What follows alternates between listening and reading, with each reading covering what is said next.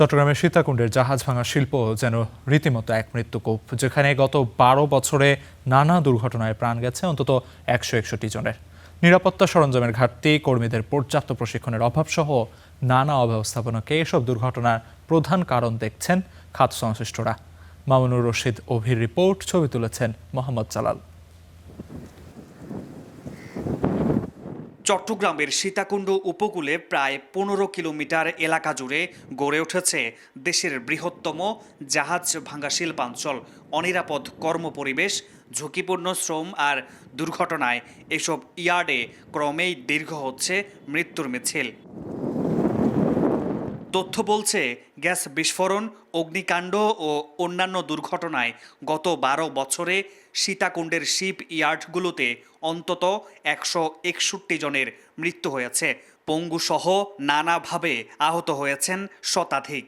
সূক্ষ্ম মনিটরিং এখানে থাকতে হবে, সেটা তো ছিলই না, বরঞ্চ দেখা যাচ্ছে যে বন্ধের দিন একটা যেনতেনভাবে কাজ করিয়ে নেওয়ার যে প্রবণতা, হালকাভাবে দেখার যে প্রবণতা, মানে শ্রমিক হত্যা, আমরা এটাকে দুর্ঘটনা বলবো না। নিরাপত্তা সরঞ্জামের ঘাটতি, পর্যাপ্ত প্রশিক্ষণের অভাব সহ নানা অব্যবস্থাপনাকে এসব দুর্ঘটনার প্রধান কারণ বলছেন এই খাত বিশেষজ্ঞরা।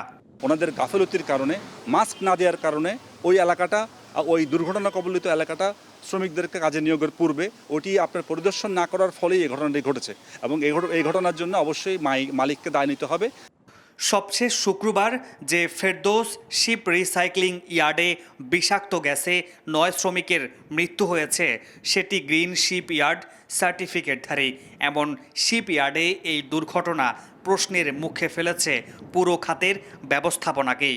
এখন এ বিষয়ে ভালোভাবে নজর দেওয়ার কথা বলছেন সংশ্লিষ্টরা।